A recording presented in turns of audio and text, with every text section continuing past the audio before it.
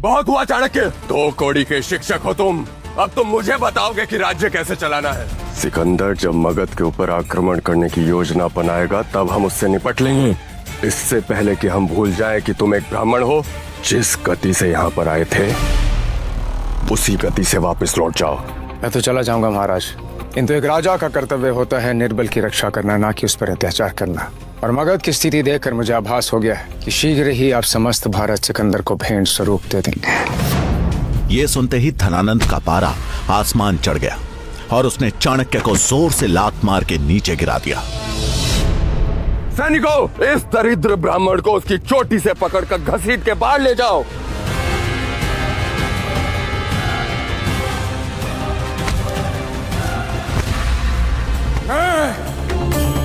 चाणक्य पुत्र चाणक्य, तक्षशिला का आचार्य, धरती और आकाश समेत 10 दिशाओं को साक्षी मानकर आज ये प्रण लेता हूं, जब तक तेरे और तेरे नंदवंश का समूल नाश नहीं कर देता, जब तक इस राज सिंहासन पे किसी योग्य राजा को नहीं बिठा देता,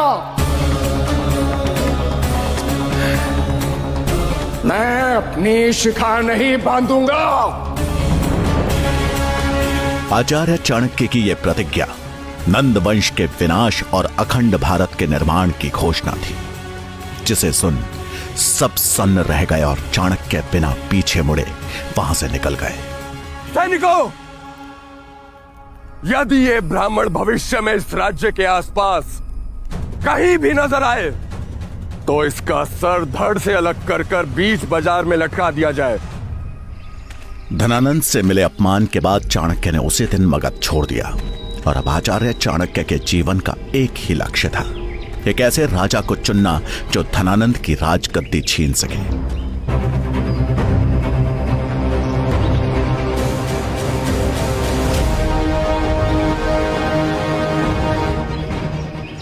जंगल से गुजरते समय चाणक्य को एक 14 साल का बच्चा देखा। मैली धोती पहने और कमर में गुलेल लटकाए ये बच्चा चीते की तरह घात लगाए आगे बढ़ रहा था।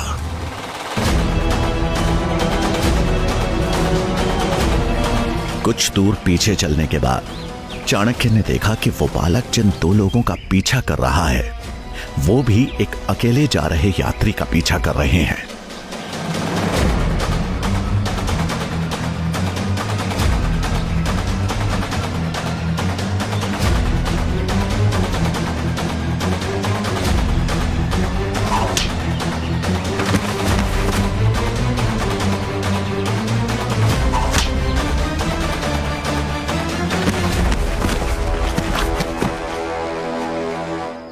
आप ठीक तो है? आपको चोट तो नहीं आई? तुमने आज मुझे सही समय पर बचा लिया, नहीं तो ये लोग तो मेरी जान ही ले लेते। अरे नहीं, ये लोग आपकी जान नहीं लेते, केवल आपको लूटकर यहाँ से चले जाते हैं। परंतु अब आप सुरक्षित हैं, आप यहाँ से जा सकते हैं। धन्यवाद।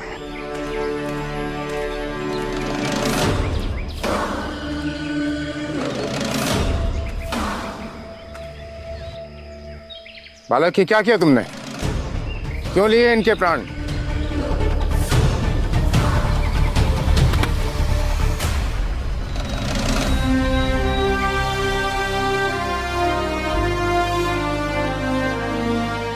ये दोनों लुटेरे हैं और अक्सर चाकू की नोक पे यात्रियों को लूट लेते हैं। अगर आज मैं इन्हें नहीं मारता तो उन यात्रियों के साथ हादसा हो सकता था। परंतु अब चिंता मत कीजिए, ये दोनों कुछ समय बाद उठ जाएंगे और तब तक वो यात्री भी कहीं दूर निकल चुके होंगे। तुम इतने विश्वास से कैसे कह सकते हो कि इन्हें कुछ नहीं हुआ? क्योंकि मैंने उन्हें एक ऐसी जगह मारा है जहाँ पे वो केवल मूर्छित हुए हैं, उन्हें चोट नहीं आई है।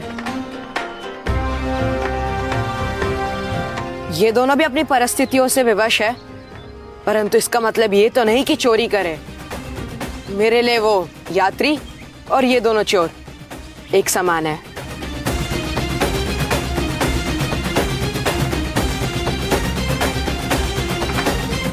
नाम क्या है तुम्हारा? चंद्रगुप्त।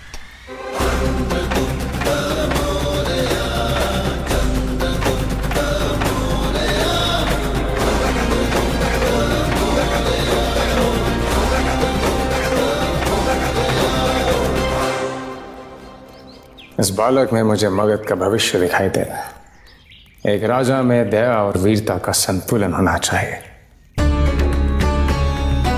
धनानंद, तूने अपने अहंकार में मगध की इस पावन मिट्टी को भी कलंकित कर दिया है और अब इस कलंक को हटाने की प्रक्रिया आरंभ होती है। अधिक समय नहीं है तेरे पास। शीघ्र ही तेरे रक्त से मगध की इस पावन धरती को सिंचित किया जाएगा। आज मेरी खोज समाप्त होती है। मिल गया मुझे मगध का भविष्य, मगध का भावी सम्राट। मगध के राज सिंहासन पे चंद्रगुप्त बैठेगा और उससे उस सिंहासन तक मैं पहुंच जाऊंगा। चंद्रगुप्त ने चाणक्य की बहुत बड़ी चिंता दूर कर दी थी। धनानंद के द्वारा मिले अपमान का बदला चाणक्य को अब इस बालक के रूप में दिख रहा था। बालक, मुझे क्षमा करे। अगर समय पे लकड़ियां लेके नहीं गया तो दंड निश्चित है। कौन देगा तुम्हें दंड? किस गुरुकुल से हो तुम और कौन है तुम्हारा गुरु? मेरा कोई गुरु नहीं है, मैं एक सेवक हूँ। अपने स्वामी के लिए काम करता हूँ। कौन है तुम्हारा स्वामी? मैं उससे मिलना चाहता हूँ। मैं तक्षशिला का आचार्य हूँ और मैं चाहता हूँ कि तुम मेरे साथ तक्षशिला चलकर अपनी शिक्षा की पूर्ति करो। तक्षशिला? आप तक्षशिला के आचार्य है? मैं भी पढ़ना चाहता हूँ, लेकिन शायद वो मेरे भाग्य में नहीं लिखा। आप मेरे स्वामी मन्नादेव से मिल सकते हैं, परंतु मुझे लगता है कि आपका प्रयास व्यर्थ होगा। ऐसा क्यों? क्योंकि मन्नादेव अपने सेवकों को इतनी आसानी से छोड़ते नहीं हैं। चल के देख लेते हैं किसकी विजय होती है, तुम्हारे स्वामी की या फिर मेरी। ठीक है।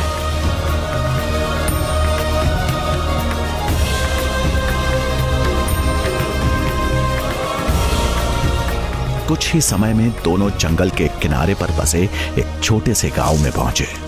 मन्ना के पास चंद्रगुप्त जैसे सैकड़ों सेवक थे, जिनसे वो अपना काम तो करवाता ही था और सही दाम मिलने पर उन्हें बेच भी देता था। जब चंद्रगुप्त चाणक्य को लेकर मन्ना के पास पहुंचा तो उसका गुस्सा फूट पड़ा। पूरा दिन निकल गया, वही मात्र इतनी सी लकड़ियों के लिए। अब कल तुम इसकी 5 गुना लकड़ियां लेकर के आओगे, तभी भोजन को हाथ लगाना। यह सुन चाणक्य समझ गए कि यह मन्ना धनानंद जितना ही क्रूर और निर्दयी है। इससे क्यों दंड दे रहे हो तुम? ये दंड का नहीं, पुरस्कार का अधिकारी है। इस सब में इसका कोई दोष नहीं। अभी अभी इसने एक यात्री के प्राणों की रक्षा की है। आपके यात्री की जान तो बच गई श्रीमान, परंतु मेरा तो नुकसान हुआ ना। कर दीजिए मेरे नुकसान की भरपाई, चुका दीजिए मेरा उचित मूल्य। मैं इस बालक को भोजन दे दूंगा, तब तक इस बालक को भोजन नहीं मिलेगा। मान्यवर, मैं तक्षशिला का आचार्य चाणक्य हूं और मूल्य आपको अवश्य मिलेगा, किंतु उससे पूर्व आपको इस बालक को मुक्त करके मुझे सौंपना होगा और फिर उचित समय आने पर मैं आपको आपकी आशा से अधिक धनवान बना दूंगा। ये मेरा वचन है।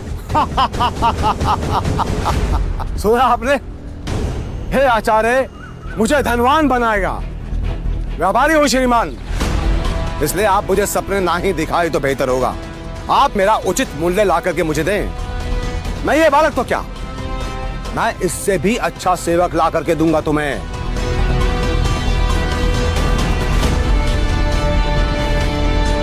वैसे क्या दिखा आपको इस साधारण से बालक में?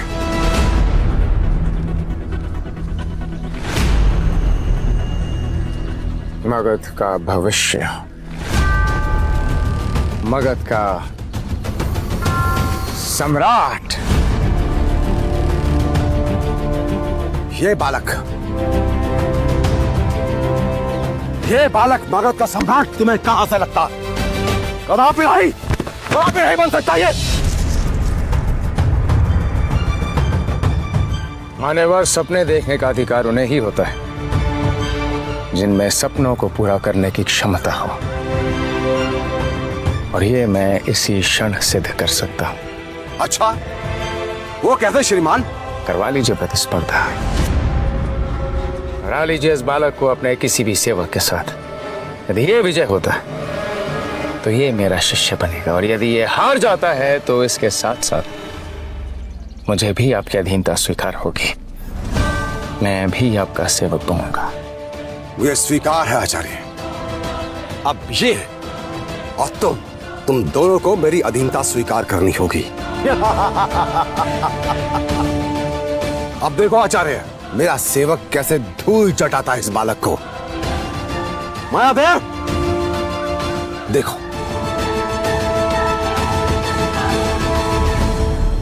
उसने अपने सबसे शक्तिशाली सेवक मायादेव को चाणक्य के सामने खड़ा कर दिया।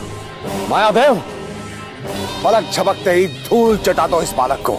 मायादेव की विशाल कदकाठी को देख चंद्रगुप्त घबरा गया, लेकिन तभी चाणक्य ने चंद्रगुप्त के कान में धीरे से कुछ कह दिया।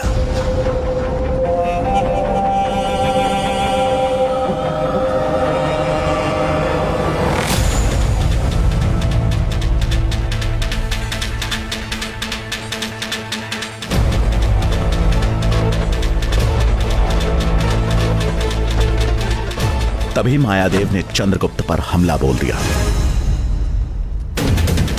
हालांकि चंद्रगुप्त अपनी फुर्ती दिखाते हुए बच गया। फिर कुछ देर यही चलता रहा। तभी अचानक चंद्रगुप्त ने मायादेव के घुटनों पर प्रहार किया।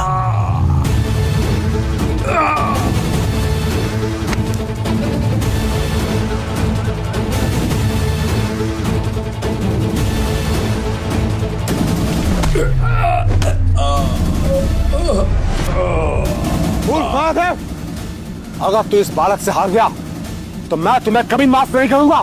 मन्ना के चिल्लाने से चंद्रगुप्त का ध्यान एक पल के लिए भटक गया। तभी मायादेव ने इसका लाभ उठाया और चंद्रगुप्त को अपने चंगुल में फंसाकर दूर हवा में उछालकर फेंक दिया।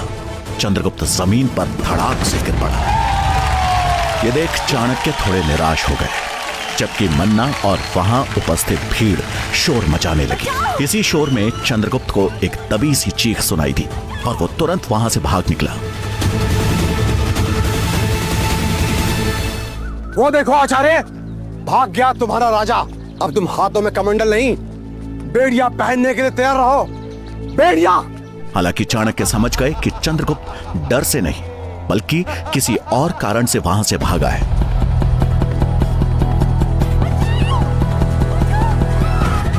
तभी एक लड़का दौड़ता हुआ आया। स्वामी, आपके पत्नी, उनको गौशाला में खूंखार भूखे तेंदुए ने घेर लिया है, जल्दी चलिए। ये सुन मन्ना हड़बड़ाहट में गौशाला की तरफ भागा।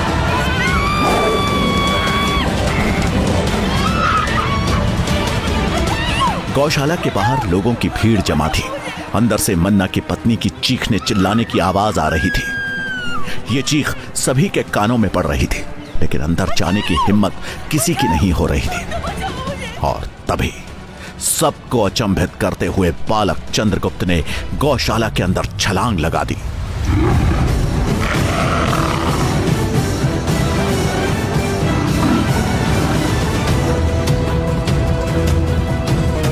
तेंदुआ मन्ना की पत्नी पर हमला करने ही वाला था कि तभी हवा को चीरते हुए एक झोंका आया और उस तेंदुए के पेट में लकड़ी का टुकड़ा घुसेड़ दिया।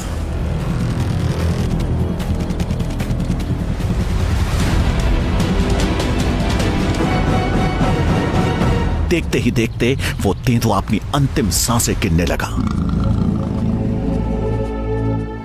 माई, अब आप सुरक्षित हैं। मैंने तेंदुओं को मार दिया है। जब मन्ना की पत्नी ने अपनी आंखें खोली तो उसे यकीन नहीं हुआ। उसके सामने चंद्रगुप्त खड़ा था। आज एक साधारण से सेवक ने मन्ना की पत्नी की जान बचाई थी।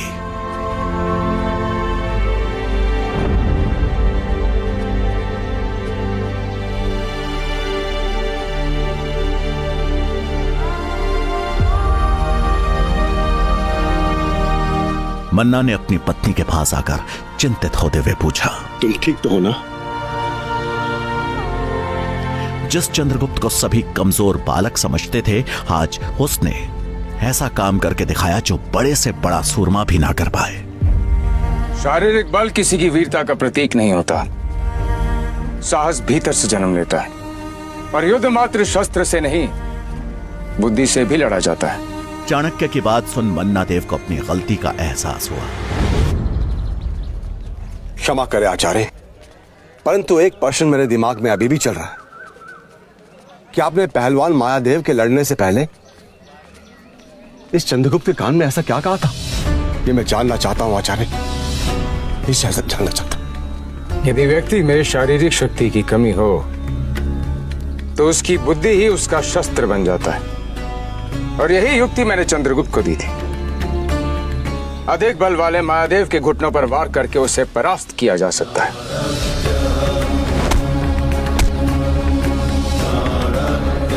मन्ना देव चाणक्य के प्रतिभा से समझ गया था कि ये कोई साधारण आचार्य नहीं, बल्कि बहुत बुद्धिमान और अनुभवी आचार्य है। उसने चाणक्य से माफी मांग चंद्रगुप्त को आजाद कर चाणक्य को सौंप दिया।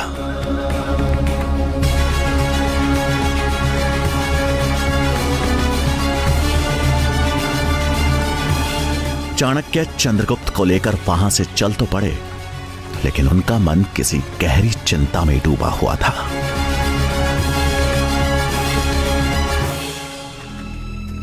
यदि यशोधरा तक धनानंद के दरबार वाली घटना पहुंच चुकी है तो न जाने वो किस मानसिक स्थिति में होगी। उसके प्राणों के लिए संकट हो सकता है।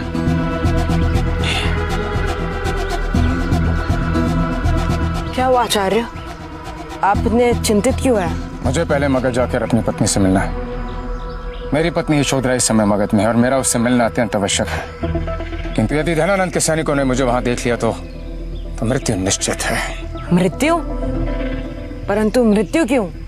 क्योंकि मैंने प्रण लिया है धनानंद और उसके नंद वंश का समूल नाश करने का। मुझे अपनी पत्नी यशोधरा की चिंता हो रही है। धनानंद के सैनिकों को मेरी पत्नी की वहां उपस्थिति का पता चल गया तो वो मेरी पत्नी को जीवित नहीं छोड़ेंगे। किंतु एक मार्ग है। मगध में प्रवेश करने का एक द्वार है जहां पे सबसे कम सुरक्षा व्यवस्था रहती है। हम उसी द्वार से मगध में प्रवेश करेंगे।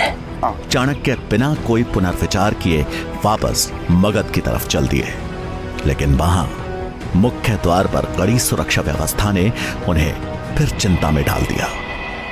आचार्य, यहाँ तो बड़ी कड़ी सुरक्षा है, इनसे लड़े बिना प्रवेश करना बहुत कठिन होगा। शस्त्र उठाना हर समस्या का समाधान नहीं होता। यदि समस्या बुद्धिमानी से सुलझाई जा सके तो शस्त्र उठाना मूर्खता होगी नहीं। तो अब क्या करें आचार्य? तुम यही मेरी प्रतीक्षा करो, मैं आता हूं। इतना कहकर चाणक्य ने वहां पास ही में दिख रही कुछ जड़ी बूटियों को तोड़ा, उनका लेप तैयार किया। इसके बाद वो एक वैद्य का भेष धारण कर चंद्रगुप्त को साथ लेकर मुख्य द्वार की तरफ बढ़ गए।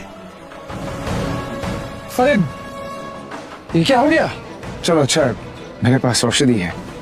देखो, इससे पहले कि तुम मुझसे कोई प्रश्न करो तुम इस घाव पे लेप लगा लो, क्योंकि मेरा औषधि ज्ञान कहता है कि यदि इस घाव का तुरंत उपचार नहीं किया गया ना, ये घातक साबित हो जाएगा। और तुम तो एक कर्तव्यनिष्ठ सैनिक हो। एक वैद्य होने के नाते मेरा कर्तव्य बनता है कि जो सैनिक मेरे और मेरे परिवार की रक्षा करता है उसे मैं हर संभव रूप से सहायता दूं। उनकी आंखों में झलक रहे सत्य और करुणा के भाव को देख उसने बगैर कोई प्रश्न किए चाणक्य का धन्यवाद किया और उन्हें प्रवेश करने की अनुमति भी दे दी।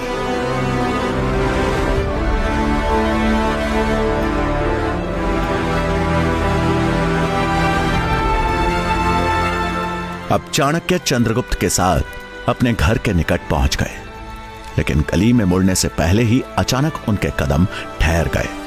चंद्रगुप्त ने हैरान होते हुए पूछा, क्या हुआ आचार्य? आप अचानक से रुक क्यों गए?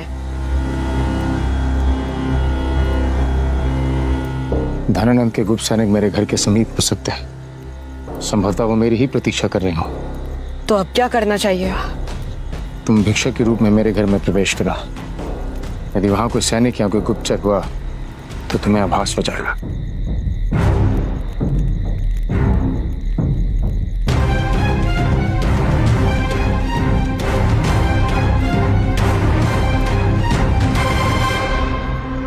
कुछ ही पलों में चंद्रगुप्त चाणक्य के घर के बाहर था। तो उसने हर तरफ नजर दौड़ाई, लेकिन वहां पे ऐसा कोई भी सैनिक या गुप्त सैनिक नहीं दिखाई दिया। यशोधरा ने दरवाजा खोला। माता, भिक्षा मिलेगी? यशोधरा का मन अंदर से विचलित था, लेकिन घर पर आए भिक्षुक को खाली हाथ तो नहीं भेज सकती थी। हाँ पुत्र, घर में भोजन है, मैं तुम्हारे लिए लेकर आती हूँ। लगता है तुम बहुत देर से भटक रहे हो। ठहरो, मैं अभी आई। ये बोलते हुए यशोधरा अंदर चली गई। कुछ समय बाद जब वो भोजन और पानी लेकर लौटी तो यशोधरा ने चाणक्य को अपने सामने अचानक खड़ा पाया।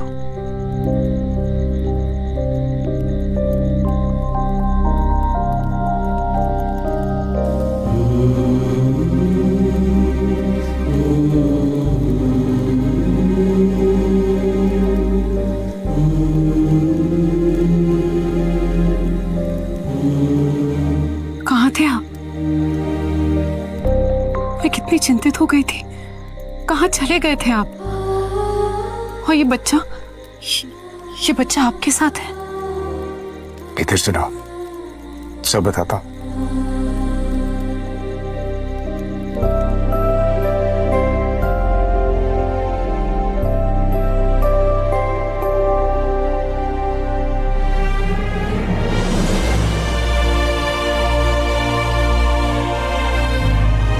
यशोधरा ने अचानक से कई प्रश्नों की झड़ी लगा दी।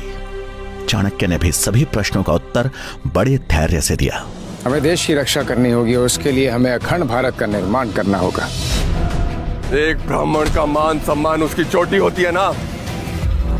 इस दरिद्र ब्राह्मण को उसकी चोटी से पकड़कर घसीट के बाहर ले जाओ। जब तक तेरे और तेरे नंद वंश का समूल नाश नहीं कर देता, तब तक इस राज सिंहासन पे किसी योग्य राजा को नहीं बिठा देता। मैं अपनी शिखा नहीं बांधूंगा। यशोधरा को धनानंद के दरबार में हुए अपने अपमान से लेकर जंगल में चंद्रगुप्त के मिलने तक की पूरी कहानी विस्तार से सुना दी। यशोधरा, ज्योतिष माधवाचार्य की भविष्यवाणी सत्य होने जा रही है। मैं तो सम्राट नहीं बन पाया, किंतु इस बालक को सम्राट बनाने का मैंने प्रण ले लिया और अपने प्रण की पूर्ति मैं करके ही रहूंगा। स्वामी, मुझे पूर्ण विश्वास है कि आपको अपनी खुली शिखा को बांधने का अवसर अति शीघ्र ही मिलेगा। यशोधरा अपने पति को बहुत अच्छी तरह जानती थी। अगर वो किसी चीज को ठान लेते थे तो उसे पूरा करके ही छोड़ते थे। रात को जब यशोधरा भोजन की तैयारी कर रही थी, तभी चाणक्य रसोई में आए। उनके हाथ में एक प्याले में रखा गाढ़ा सा पदार्थ था, जिसे देखकर यशोधरा ने उत्सुकता से पूछा, स्वामी, औषधि, आपका स्वास्थ्य तो ठीक है? ये औषधि नहीं, ये विष है। विष? विष? परंतु किस लिए? चंद्रगुप्त के लिए। तुम उसके भोजन में मिला के उसे खिला देना। नहीं, मैं ऐसा नहीं कर सकती। स्वामी, आप ऐसे कह भी कैसे सकते हैं? इतना छोटा बालक, और आप मुझसे कह रहे हैं कि उसके भोजन में विष मिला दूं? में तुम्हें जितना कहा है तुम करो।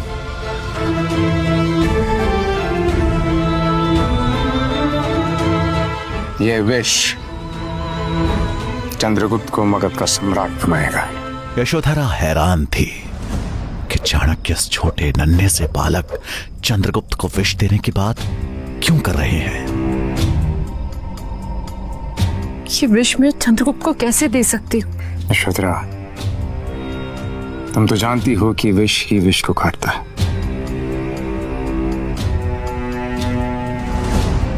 मैं चंद्रगुप्त को इतना शक्तिशाली बना दूंगा कि उस पर किसी भी विष का प्रभाव नहीं होगा। कल को जब वो सम्राट बनेगा तो उसके अनेकों शत्रु होंगे, किंतु तब तक यह विष उसका शत्रु नहीं, उसका मित्र बन चुका होगा।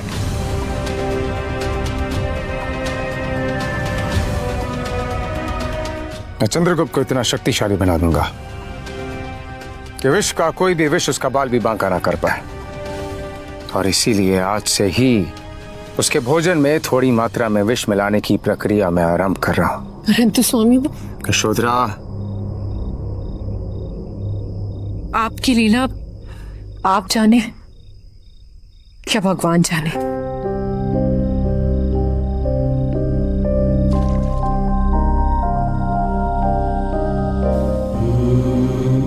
थोड़ी ही देर में विष ने अपना असर दिखाना शुरू किया।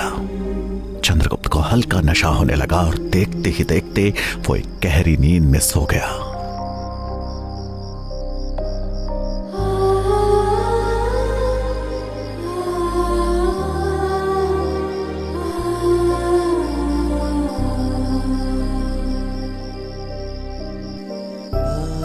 छोटे चंद्रगुप्त को इस तरह से सोते हुए देखकर यशोधरा उसे ममता भरी नजरों से बस निहारे ही जा रही थी।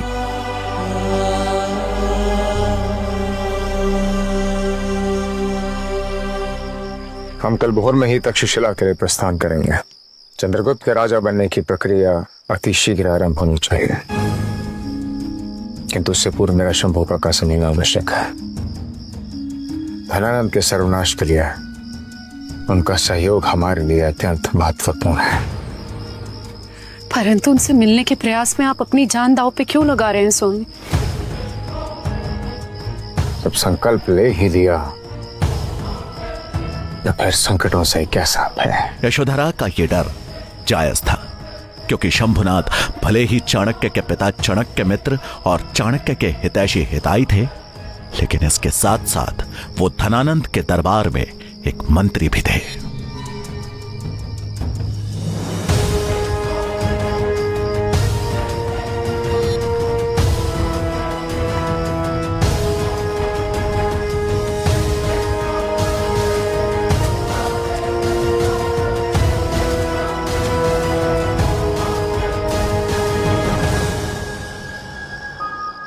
तभी शंभुनाथ अपनी पूजा समाप्त कर मंदिर से नीचे उतरने लगे। चाणक्य बगैर समय गवाए तुरंत उनके पास गए और अपना कंबल हटाते हुए उन्हें प्रणाम किया। तुम क्या काका, तुम्हें पता है यदि किसी ने यहां तुम्हें देख लिया तो मृत्यु दंड तय है। काका, मुझे इस बात का आभास है, किंतु आप चिंता मत कीजिए। इस समय किसी की दृष्टि नहीं है हम पे। मैं मात्र आपको ये बताने आया हूं कि धनानंद के सर्वनाश की प्रक्रिया आरंभ हो चुकी है। एक बालक को मगध का भावी राजा बनाने की शिक्षा देने के लिए मैं तक्षशिला लेके जा रहा हूँ, और धनानंद को राज सिंहासन से उतारने के लिए मैंने जो योजना बनाई है वो आपके साथ के बिना सफल नहीं हो सकती, और इसीलिए आपसे मैं प्रार्थना करने आया हूँ। उत्तरा, जैसे बूढ़े आदमी भला तुम्हारी क्या सहायता कर सकते हैं, लेकिन तुम्हारी जो भी योजना है मुझे बताओ। काका, मैं मात्र इतना ही चाहता हूं कि धनानंद के शासन के निर्बल पहलू पर अपनी दृष्टि रखें, क्योंकि उचित समय आने पर हम पहला वार उसी निर्बल पहलू पर करेंगे। तक्षशिला से शीघ्र ही लौटकर मैं आपसे मिलूंगा। मगध की नियति को बदलना आवश्यक है। मुझसे जो बन पड़ेगा मैं अवश्य करूंगा, फिर चाहे इसके लिए मुझे अपने प्राण ही क्यों न त्यागने पड़े। पुत्र, तुम जाओ, अपना कार्य करो। मैं बाबा विश्वनाथ से तुम्हारी कुशलता की कामना करूंगा। प्रणाम काका। काका, एक बात और है।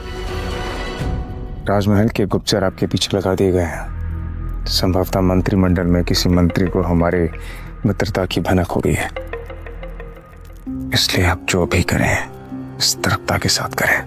अवश्य पुत्र, तुम भी अपना ध्यान रखना। जी। प्रसाद। जय बाबा विश्वनाथ।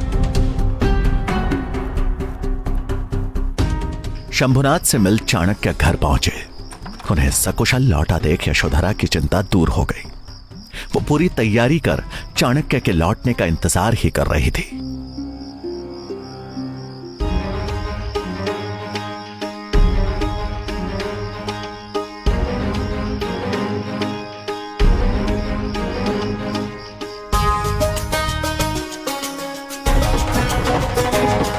सूरज की पहली किरण निकलने तक चाणक्य और चंद्रगुप्त मगध की सीमा से बाहर निकल चुके थे।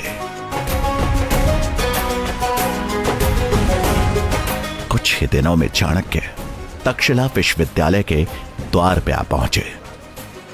तक्षशिला का भव्य द्वार। आओ।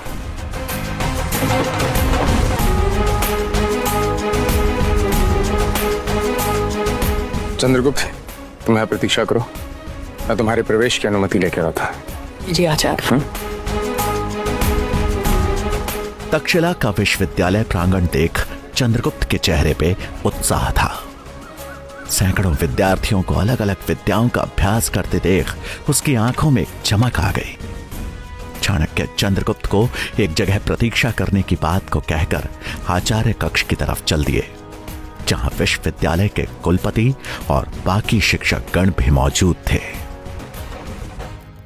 कुलपति महोदय, शिक्षकगण, प्रणाम।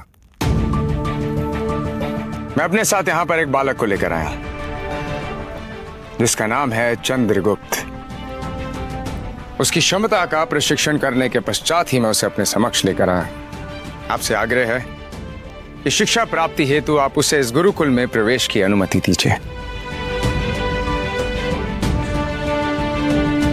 कुलपति महोदय, मैं आचार्य चाणक्य को याद दिलाना चाहता हूं कि यहां छात्रों के प्रवेश के लिए एक निश्चित परंपरा है। उसकी गरिमा का हमें पालन करना होगा। आचार्य चाणक्य, आप हमें बस ये बताएं कि जिस बालक को आप यहां लेकर आए हैं, क्या वो किसी राजकुल से है?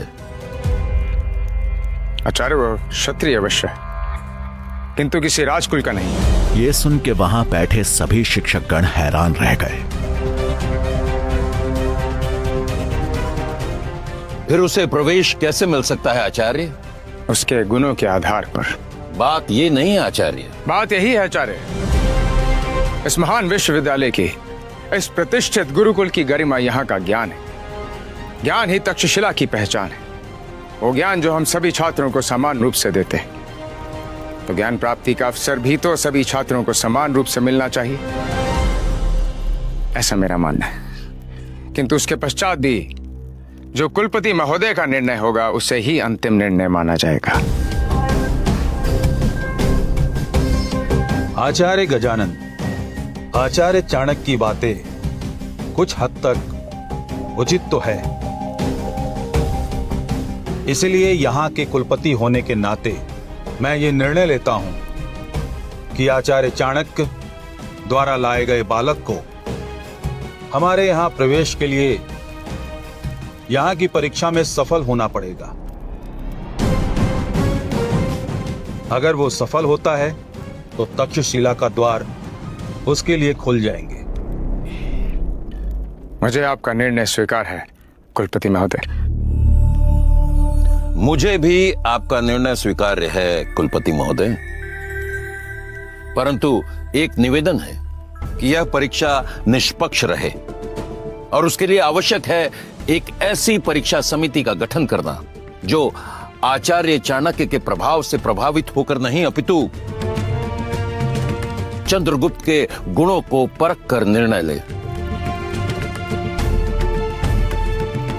मैं आपकी अनुमति से इस परीक्षा समिति का गठन करना चाहता हूं। अनुमति है। अनुमति मिलते ही गजानन के चेहरे पर एक कुटिल मुस्कान उभर आई।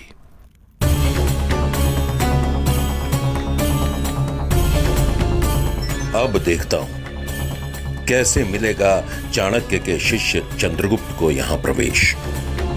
आचार्य गजानन की साजिशों को कैसे नाकाम करेंगे चाणक्य? तक्षशिला विश्वविद्यालय में चंद्रगुप्त को प्रवेश मिल पाएगा या नहीं? इन सभी सवालों का जवाब पाने के लिए बस अपनी स्क्रीन पर नीले बटन को क्लिक करें, फिर प्ले स्टोर खुलने के बाद पॉकेट एफएम ऐप इंस्टॉल करें और फिर अपने मोबाइल नंबर से रजिस्टर करें। अब आप पॉकेट एफएम की ढेरों मजेदार कहानियां सुन सकते हो। सुनने के लिए तुरंत डाउनलोड करें पॉकेट एफएम और सुने आचार्य चाणक्य की महान जीवन गाथा। चाणक्य